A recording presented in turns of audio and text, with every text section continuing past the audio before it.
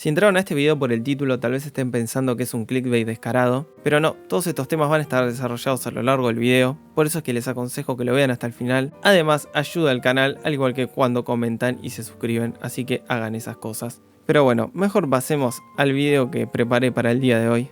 Una de las cosas más curiosas que me comentan cuando hablo de música es el tema de la objetividad. Es decir, si hago una crítica, entre comillas, no positiva a algún disco, me felicitan por mi objetividad a la hora de hablar del tema. Pero cuando me quejo de algo suelen acusarme de poco objetivo y estar lleno de odio. Principalmente esto pasa con videos medio insólitos como el que hice de Crazy Frog, que, paréntesis, 2020 y hay gente enojada porque un tipo hizo un video sobre Crazy Frog. Ahora la pregunta sería, ¿qué vendría a ser la objetividad y por qué esto debería importarnos a la hora de hablar de cosas en YouTube? Para responder esta pregunta nos vamos a ver obligados a ponernos aburridos y hablar de filosofía. La objetividad sería describir la realidad tal cual es decir, un dato objetivo vendría a ser información sin ningún tipo de emoción humana. Esta definición tal vez le genere más dudas que certezas y está bien que así sea porque es un tema que ha causado debates filosóficos en Occidente a lo largo de los siglos. Yo lo estoy resumiendo para hacer el video, pero obvio que todo esto es mucho más complejo. Lo importante para este video es que este debate inevitablemente se terminó trasladando a la cultura popular y a internet.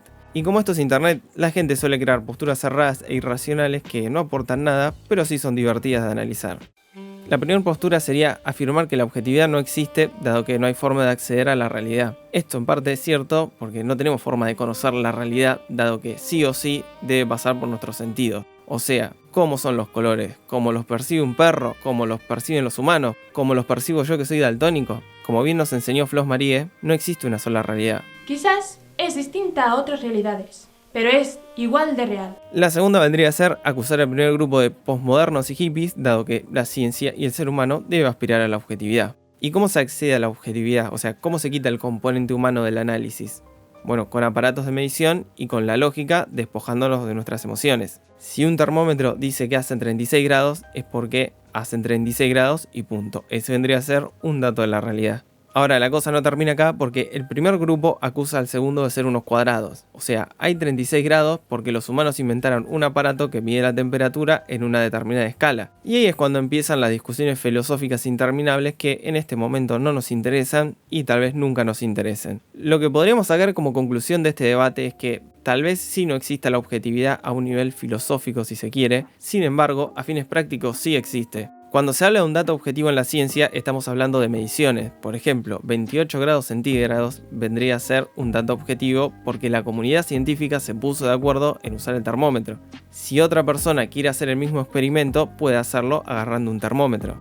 A diferencia de lo que se creía, o mejor dicho, de lo que muchos creen todavía, no es que la ciencia busca la verdad, como si la naturaleza nos estuviese engañando. Lo que se busca es interpretar el mundo en el que vivimos y generar un lenguaje común. Volviendo al ejemplo del termómetro, no es que nosotros lo usamos por un mandato de la naturaleza o porque nos dijo Dios, sino porque es la mejor herramienta que conocemos para medir temperatura.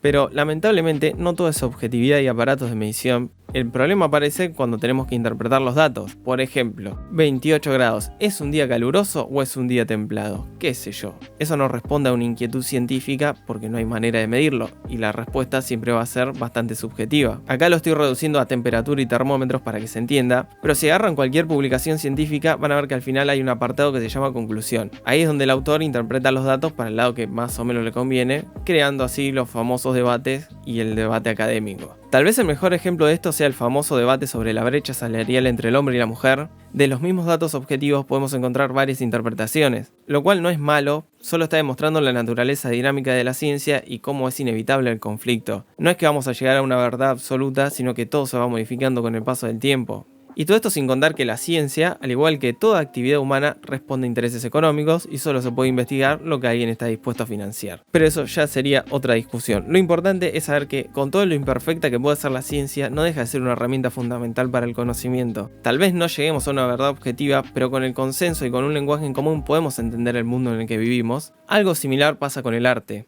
Y acá para ilustrar este punto voy a usar de ejemplo el video de Jaime Altozano sobre el mal querer de Rosalía, que lo elijo porque es el video más popular del tema, no digo que sea el mejor análisis, tampoco digo que sea el peor, solo lo uso de ejemplo.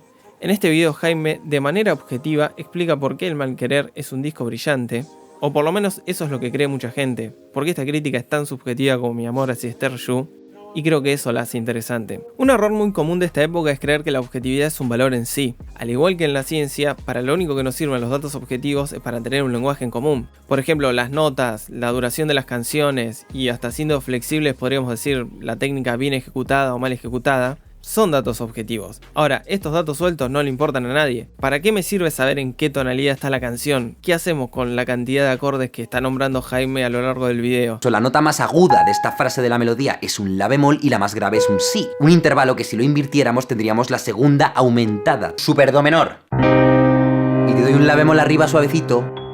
Lo interesante para el espectador es la interpretación de estos datos objetivos, es decir, darle un significado a estos datos sueltos que tal vez el espectador no conocía o no le prestó atención, o tal vez los había interpretado de otra forma. Ahora, esto en sí crea un problema porque ¿qué pasa cuando dos personas hacen interpretaciones opuestas de un mismo dato objetivo? Por ejemplo, Jaime en un momento celebra esta mezcla entre trap y flamenco. Ahí ya se han fusionado el flamenco y el trap. Ahí en el segundo, cero. Ya empieza con ADN mixto. Yo puedo agarrar y decirle que esto es símbolo del desprecio que sienten los millennials por la cultura tradicional, creando así esta aberración llamada el mal querer. O cuando él ve como positivo que todo esté basado en una obra del siglo XVI, yo podría agarrar y acusar a Rosalía de ser poco creativa como todo millennial que no se cansa de pisotear la tradición para volverla políticamente correcta. Y así podría estar horas, pero la verdad que no tengo ganas. Ahora la pregunta es, ¿quién tiene razón en esta historia? ¿Ambos? ¿Nadie? ¿Los dos tenemos un poquito de razón? La respuesta es irrelevante. Esta clase de videos, e incluyo los míos en esta lista, que capaz que son más crotos y están peor hablados, pero yo les pongo onda. La cosa es que son productos en sí mismos. Tal vez les sirva al público para poder notar algo que tal vez se les pasó por alto o para apreciar la obra de otra forma. No pretenden llegar al significado correcto de un disco o pintura, solo es una interpretación en base a lo que se le haya ocurrido al crítico o youtuber. Es un error por parte del público creer que cualquier análisis con palabras más o menos técnicas o sofisticadas es un análisis objetivo de la realidad. Y peor aún, es creer que la interpretación subjetiva no es válida. De hecho, es lo interesante a la hora de hablar de arte. Hoy la crítica parece ser más una guía para el consumidor, es decir, el que hace una review le está diciendo al espectador si vale la pena ver esa película o comprar ese libro. Lo cual a mí no me parece malo. Sé que hay gente que tiene una visión bastante pesimista al respecto, pero qué sé yo, con tantas cosas disponibles para consumir, me parece que está perfecto que existan estos sitios dedicados a recomendar cosas. Por lo tanto, desconocer cuál vendría a ser el rol de la crítica no sería un problema demasiado grande para la humanidad. Como mucho vamos a tener gente creyendo que Rosalía es una diosa que camina entre los mortales, o gente indignada por un video de Crazy Frog. La cosa se complica cuando esta malinterpretación pasa a los portales de noticias o a los canales de televisión. Esta vendría a ser la parte más apocalíptica del video porque acá sí me veo obligado a ponerme en pesimista. Este debate sobre la objetividad que les comenté al principio también se terminó trasladando al ámbito del periodismo, creando otras tres posturas cerradas e irracionales. Primero, como la objetividad no existe, debemos aceptar que todos tenemos nuestro poquito de verdad, o como dicen algunos, verdad relativa. Por lo tanto, como no hay una objetividad, está perfecto opinar en lugar de informar. El segundo grupo vendría a ser gente acusando al primero de hippie y comunista que solo habla desde lo emocional. No se rigen por la lógica y la objetividad como sí hace este grupo que son todos pensadores independientes. Lo cual es una mentira porque al igual que el primer grupo opinan en base a lo que les parece, capaz que te hablan más tranquilos o pausados y te meten alguna que otra palabra sofisticada. Y la tercera, y tal vez la más ingenua, es creer que los dos grupos tienen un poquito de razón. Por este tipo de debates es que ya casi nadie cree en el periodismo. Algo que en sí no vendría a ser un problema muy grande, a menos que ocurra alguna catástrofe mundial y la humanidad necesita alguna forma de transmitir información científica vital para la supervivencia. No sé cómo será esto en el resto del planeta, pero por lo menos en Argentina y en ciertas partes de América Latina llegamos a una situación insostenible. Un sector de la prensa sostiene que prácticamente vamos a morir con el solo hecho de salir a la calle, o sea, pisar el asfalto ya implica un riesgo para la vida humana, mientras que el otro grupo dice que todo esto es una mentira del poder económico mundial para controlar a toda la humanidad. Algunos llegan hasta culpar a nuestro ya conocido y casi amigo del canal, diría George Soros. Y acá creo que ya todos estamos más o menos de acuerdo al decir que el periodismo parece haber cruzado un límite. Yo creo que hasta los tipos que hacían bombas nucleares demostraron tener más poder de autocrítica. Tal vez esto antes no se notaba tanto porque solo se limitaba a operaciones políticas que sí tienen repercusiones en nuestra vida cotidiana, pero no se notaba de manera inmediata. Ya cuando peligran vidas de manera literal, me parece que es momento de reflexionar sobre el tema. Y no creo que la solución sea, como dicen muchos, agarrar y escuchar todas las voces o que todos tenemos un poquito de razón, porque así es como terminamos cuestionando las vacunas o preguntándonos si la Tierra es plana. Es casi una paradoja que en esta época donde hay tanta información dando vueltas por el mundo sea más difícil estar informado, pero creo que ahí está el problema. O sea, no creo que estemos agobiados por tanta cantidad de información que anda dando vueltas por el mundo, sino que lo problemático sería la incapacidad de poder interpretar estos datos.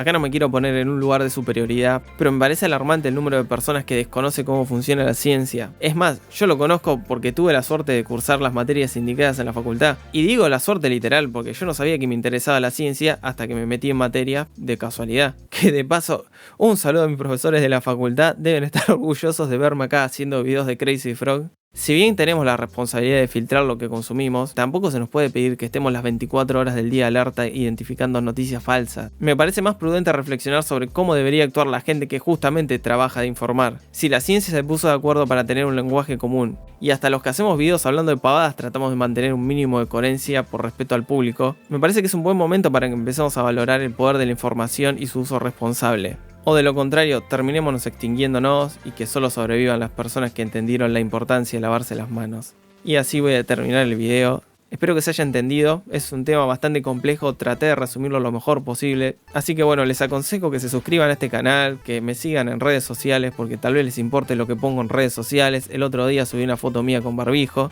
También pueden colaborar con un link que hay ahí de Mercado Pago para que este canal siga existiendo. Y también pueden agarrar y ver otros videos que andan dando vueltas por este canal. Nada más para decir, nos vemos en el próximo video. Esta persona me está ayudando, esta persona hace que mi vida sea más feliz y mejor, me voy a suscribir, que no me cuesta tanto.